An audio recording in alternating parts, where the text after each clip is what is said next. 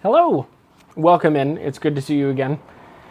I'm sitting here reading. I'm reading this book, A Beginner's Guide to Dante, or I'm really flipping through it. I've read it a couple times, but it's a good reference if you're reading the Divine Comedy. It's particularly helpful if you're reading it for the first time. But I'm going back over some of the sentiments in here. Boy, it's loud out there. It's been unbelievably hot all week, and today was the first day that it was actually rather chilly. And so we've had all the windows open and everything like that, and so you get the sound of the traffic now too, which isn't too bad once you get used to the constant sound of the hum of traffic. But it's good to see you again. I have, and one thing I want to share actually is, I have the constant ailment of anytime I'm sitting and waiting for something, if I'm waiting for an appointment, at the bank or where else do I have appointments, I suppose. But even if I have, 5-10 minutes just at home before I have to do something, I often find myself reaching into my right pant pocket and pulling out my phone and then frittering the time away, and not even doing something productive, but also not even doing anything leisurely. And for me, most of the time, just sitting quietly and being still usually is accompanied with me reading a book. And I often find myself in a position where if I'm waiting for something and just need something to pass the time, rather than doing something productive or pleasurable, I fritter the time away on my phone. So, and I'm certain that part of that is just my generation, I would guess. But more importantly, it's an ailment on my part. It's just a lack of fortitude in that area that I need to develop more. What I have found helpful, particularly this past week, but I mean, I've done this a little bit before. If I'm trying to make something of a concerted effort to really stay off my phone, or again, just not fritter the time away, what I found helpful is carrying on my person something that I can, occupy myself with in, small moments like that. If I'm, even on a small, break at work, going out and doing something just tangible with my hands, but something that doesn't require much of me. It lets me sit and just kind of be at my leisure. So I often will keep on my person a pipe and something like that if I'm in a position I can sit outside and enjoy the nice weather and, smoke for, 15-20 minutes and then be done. But in some cases, because you're inside and because so many people don't want to also smoke with you, I'm left with really the option of carrying a small book on my person. And I actually have one on me, and I've been carrying this book for the last several days on my person, just again in those cases where I would like to spend a couple minutes in some leisure time. And this is these small editions, these Temple Classic editions of Dante's Divine Comedy. I had mentioned I'm reading, I was flipping through that guide to Dante's Divine Comedy, and it's because I'm reading Dante again. It's been about 1.5 years since I had read it last, and I just was starting to have an itch between some of the other books that I've finished recently, just to have the itch like, oh, I want to read the comedy again. And this time, I actually haven't read this edition yet, but I have all three, so this is these Temple Classic editions of the Inferno through the Paradiso. I finished the Inferno and I'm reading, I'm about 2/3 of the way through Purgatorio. But I'm reading those, and this edition itself is really a very nice edition. It has very extensive notes, which are extremely helpful. And then also another nice pleasure is that on one side it has the original medieval Italian, and on the other side it has what is a very exact translation. It's very literal. It does not maintain any sort of poetic meter or form at all. So you do lose that, which is something of a tragedy. But the translation is very exacting. So it's nice to get a very close translation. And the edition is just nice. It has a nice argument at the beginning of each canto, and towards the end and throughout, it has an excellent gloss that kind of helps you follow along what location, where you are, as well as kind of some of the things that's going on, some of the names of the people that you meet, and other things like family trees to explain things. So it's very nice that way. But I've just been enjoying it because this size is perfect for it. It doesn't really fit in a pant pocket. But I honestly try and not keep things in my pant pockets anyway, because quite frankly, it's kind of uncomfortable. And then it makes your pants kind of unsightly instead of nice and slim and trim. Anyway, so if I'm wearing a jacket, which I do most work days, I'll wear it in a breast pocket or even the side pockets. These fit. And some of the other, small books, these little, Libellis, these small books, I have this, this Gideon, pocket New Testament. I've had this since 2001, June 22nd of 2001. That one of my older brothers gave to me. It looks like actually when he was on leave from the military. He gave this to me, and I've had it since June 22nd of 2001. So this is a good one. I have another this is a little bit larger. It's a newer, slightly nicer copy. This is a New Testament and the Psalms, which is quite nice as well. But just having a smaller book that it's easy to keep, again, on your person or in my, my briefcase, my work bag.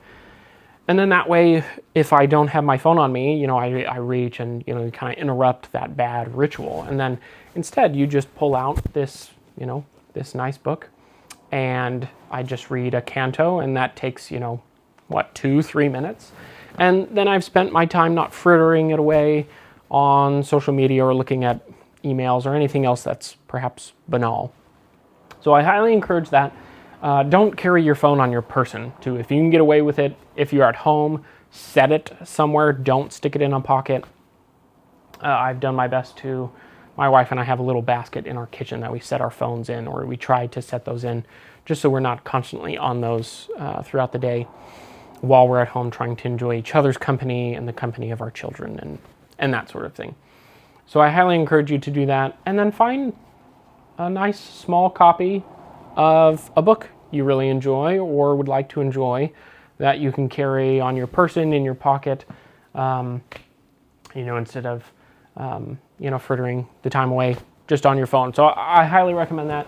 I bring all of that up because, again, like I said, I'm reading Dante's Divine Comedy, and I'm always struck with something new, and this time I knew this before, but I was just struck with it going through Purgatorio, the way in which Dante uses so many different, the comedy is really encyclopedic because he includes just about everyone from the classical period, from mythology, and then contemporaries, and then people throughout history. He really pulls in everything, pulls in every kind of ecosystem, weather pattern, a planetary position. It's just so encyclopedic. He does not leave anything out. And one of the things that he includes, and it kind of, he weaves it kind of underneath the narrative, that unless you're looking for it, you don't necessarily notice that he's doing anything with this. But he does this with music. So music plays a huge role in each of the canticles. In the Inferno, the music in it is this discordant, terrible music, and then you get all the way up to heaven, and it's this wonderful symphonic, beautiful music. And I wanted to remember where I had first read that, and it was actually in this book, A Beginner's Guide to Dante's Divine Comedy. This is by Dr. Jason M. Baxter.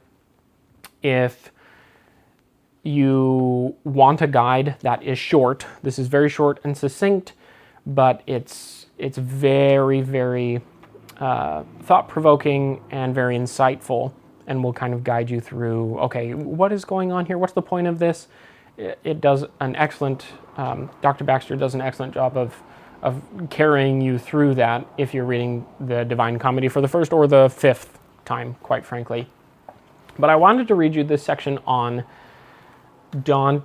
music in Dante, because it was just so illuminating, and it made it so much more pleasurable, because you notice those things more than in when you reread in the Inferno. You recognize the music, and then you recognize how it's used then in Purgatory and then in Paradise. So I thought I would just read this, and we can then go from there. So this is in his part 3. He discusses this when he's discussing part 3, the Paradiso. So you kind of get the advantage of being able to look back over the other canticles while you're in Paradiso and then making this judgment. But he says here, the 3 canticles of the comedy can be thought of as movements in a symphony, with each movement written in a different key and tempo. Dante, in fact, built into his poem a system of allusions to music that makes sure that we hear his poetry with musical overtones. In Dante's Journey to Polyphony, Francesco Ciabattoni points out that every allusion to music in Inferno is to broken song, failed hymns, or warped and perverted parodies of the liturgy. In Inferno 6, there are a few fleeting lines that refer to souls who sing hymns, but not real hymns, because those souls can only gurgle submerged in mud. In life, they were those who allowed their hearts to be plagued by constant sorrow. In death, they sing a pathetic hymn that is choked by the mud in their vocal cords. The final canto of Inferno opens with a twisted parody of a Christian hymn. And we also hear about the trumpet of Malacoda, which is his flatulence, I shudder to say, or how Master Adam's drop-seed belly rings like a kettle drum. Hell is full of fragmented music and broken instruments. Every attempt to raise the voice into music is marked by its collapse into cacophonous sound. Ciabattoni goes on. Purgatorio, in contrast, is full of references to Gregorian chant, called monophony by musicologists. Monophony is that sober music of the monastic choir in which every voice sings the same melodic line. It is restrained, and thus used for chanting during the liturgical hours of the divine office. Every one of the 18 songs the poet alludes to in Purgatorio are, we are led to understand, chanted in monophony.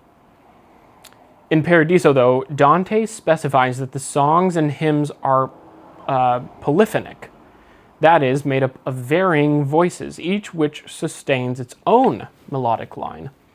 The choirs form nesting layers of distinct voices. Thus, in heaven, you still have that unity practiced in Purgatory, but now each voice, while remaining in harmony with the others, is able to regain its individuality without losing its role in adding to the concord of heaven. This form of music, although developed already by the so-called Notre Dame school in 13th century Paris, found its culmination in the English composer Thomas Tallis. In fact, Tallis wrote a piece, albeit 300 years after Dante, that I have always thought of as one of the best musical embodiments of Dante's Paradiso, Spem in Alium, a 42-part motet. What we find then is that Dante's musical program embodies theological realities. Infernal sinners remain willfully rebellious. In life, they broke away from the human community to pursue some good in vicious competition with the rest of the human race. Now, as a community, they fail to achieve concord. Like musical notes that remain independent, their retained individuality is ugly and broken. Repentant sinners in Purgatory, on the other hand, now willfully submit their individuality to the community. They learn now what it is to live as members of a body, or the body, as it is. And thus they erase their tendencies to erratic individualism, forcing their voices into the unison of the simple plain chant. But with the polyphonic hymns of Paradiso, we have not only concord, but also a simultaneous expression of individuality. Dante gives us a vision of heaven as a million-part motet, And it is the underlying polyphonic reality of heaven that explains why heavenly souls welcome the pilgrim with such affection, as we shall now see. Then he goes on. That recognition, for quite a long time, I have been a great appreciator and consumer of music. I've never been a good practitioner of music. I think I took at least 5 years of piano growing up and a couple years of guitar, and I retained almost none of it.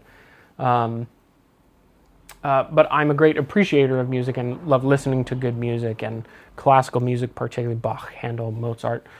And more recently, I've become a great lover of, the plain chant, Gregorian chant and whatnot.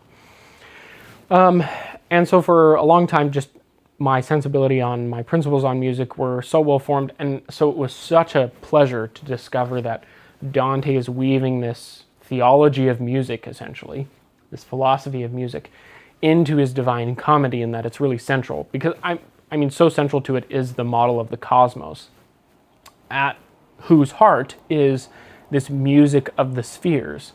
And so he of course has that medieval sensibility and weaves it into his poem. So I very much enjoyed that. I hope any of those things gave you pause, principally to put down your phone, and secondly, to carry with you a pocket New Testament, or if you don't have that, a pocket Divine Comedy. So all that to say, is so good to see you again, and we'll see you next time. Bye.